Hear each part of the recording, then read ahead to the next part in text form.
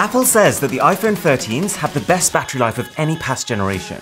So, in front of us right now, we have every iPhone Apple sells right now. The 13 Pro Max, the 13 Pro, the normal 13, 13 mini, last year's iPhone 12, the year before's iPhone 11, and finally, the iPhone SE.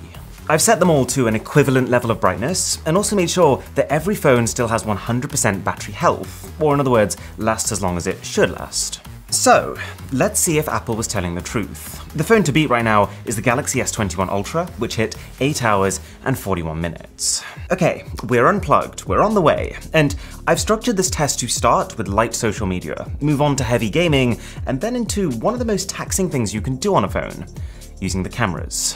Now, I think that with these iPhone 13s, it is more important than ever that Apple delivers on its promise of more battery.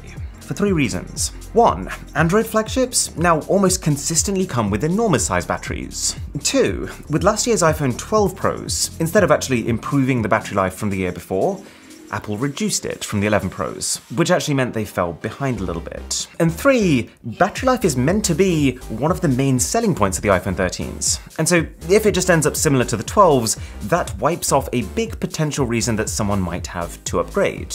But at the same time, if Apple has nailed it, then they will have corrected one of the main barriers to owning an iPhone. We've not had a single year so far where I've looked at the entire iPhone lineup and thought, yeah, all of these have really good endurance.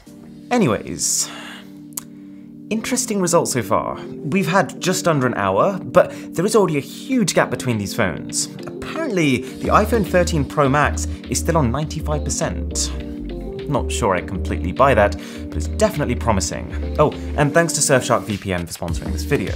The other thing that we need to keep a really close eye on is how the new 13 Pro iPhones perform versus the normal 13 and 13 mini. Because, as you might know, this year, the Pro iPhones have new displays that can refresh up to 120 times per second, as opposed to 60.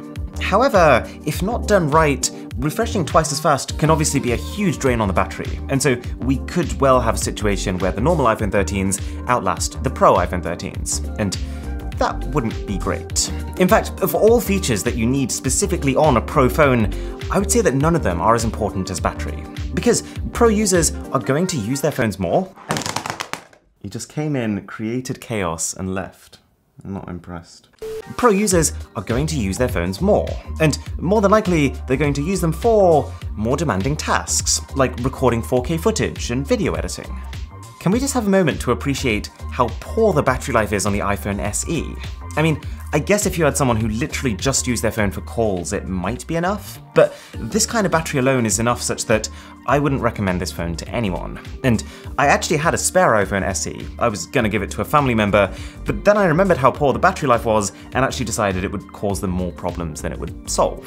Check this though, so far, the battery lives are performing in exactly the order of the price of these phones. And it's looking pretty promising actually. As I was hoping, the Pro phones, they are ahead, which means Apple has figured out how to add 120Hz refresh rates with little to no compromise. And the fact that after 3.5 hours, the iPhone 13 Pro Max is on over 70%, I'm actually just realizing now that I may not sleep tonight. This is the problem with battery tests. The better the phones get, the worse my life does. Okay, so iPhone SE is dead. I usually say that if a phone can get to 5 hours in one of these tests, it means the battery life is good enough, that you shouldn't have to worry about it. Less than 4 hours though, is fair reason to worry. Don't get the iPhone SE. And it also looks like the iPhone 11 is following suit. And to be honest, in 2021, I don't think this phone is worth its asking price either.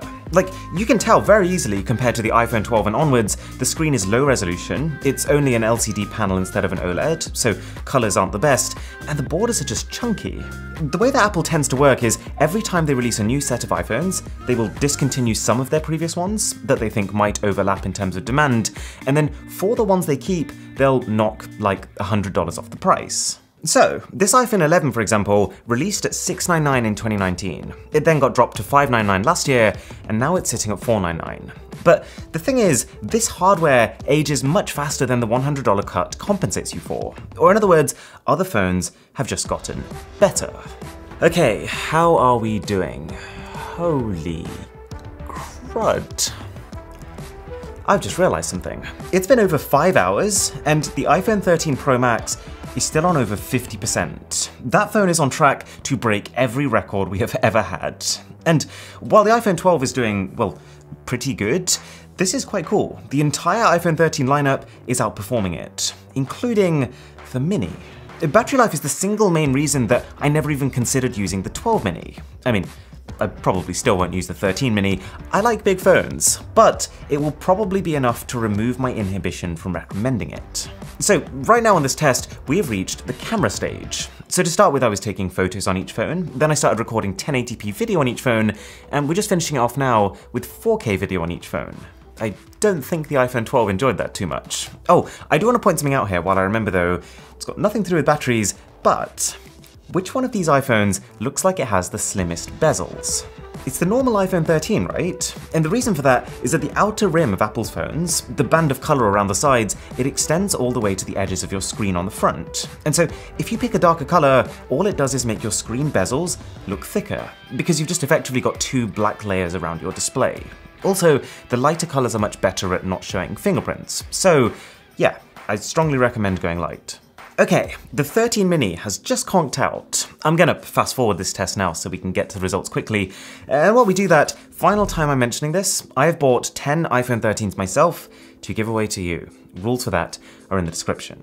I am kind of at a loss with this 13 Pro Max. I'm now convinced that this is going to beat the current record of 8 hours 41. It's just more a question of by how much. And bear in mind that on this test, every phone has had Wi-Fi on, Bluetooth on, brightness high, and speakers at 50% volume. And this 13 Pro Max specifically is in a league of its own.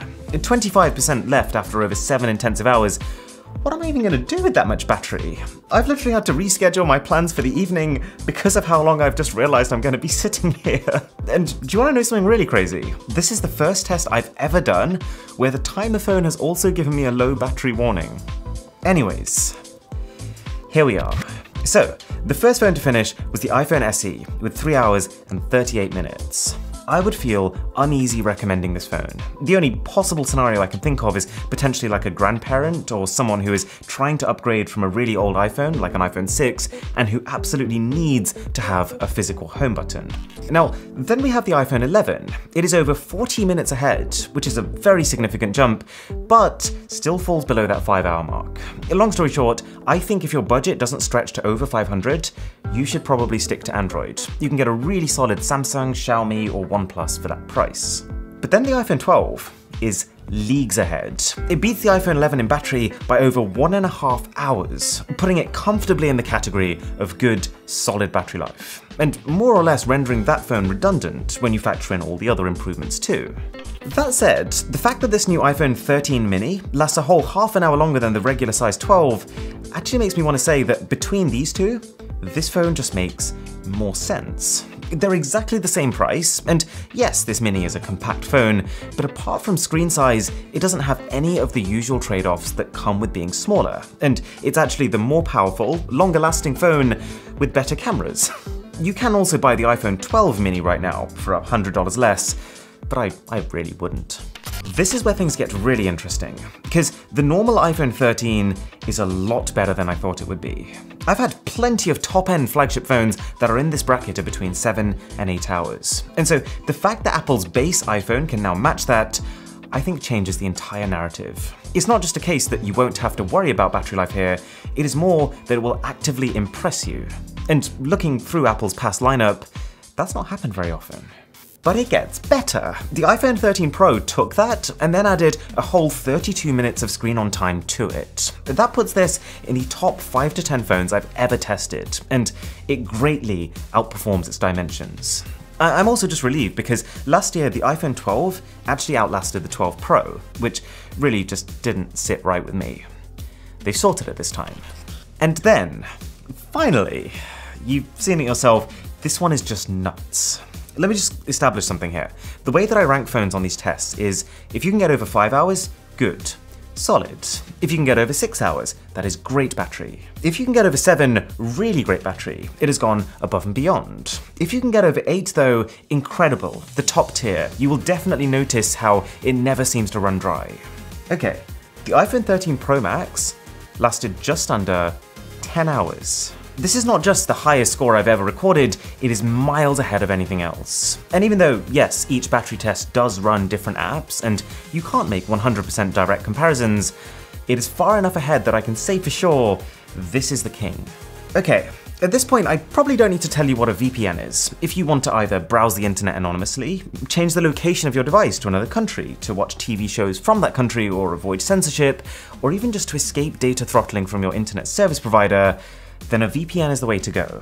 But then you're faced with the question of, which one? And from what I've seen at least, there is no other VPN that's offering close to what Surfshark is. Unlimited number of users and 24/7 support for this kind of price. If you use the code BOSS, you get an 83% discount as well as 3 months for free, and that takes it to just $2.49 a month. I spend more on paperclips than that. Oh yeah, and it also has the option to remove ads and trackers while browsing. To check out my iPhone 13 Pro Max camera comparison, that's up here. Or for the full unboxing of every iPhone 13, that video's here. My name is Aaron, this is Mr. Who's the Boss, and I'll catch you in the next one.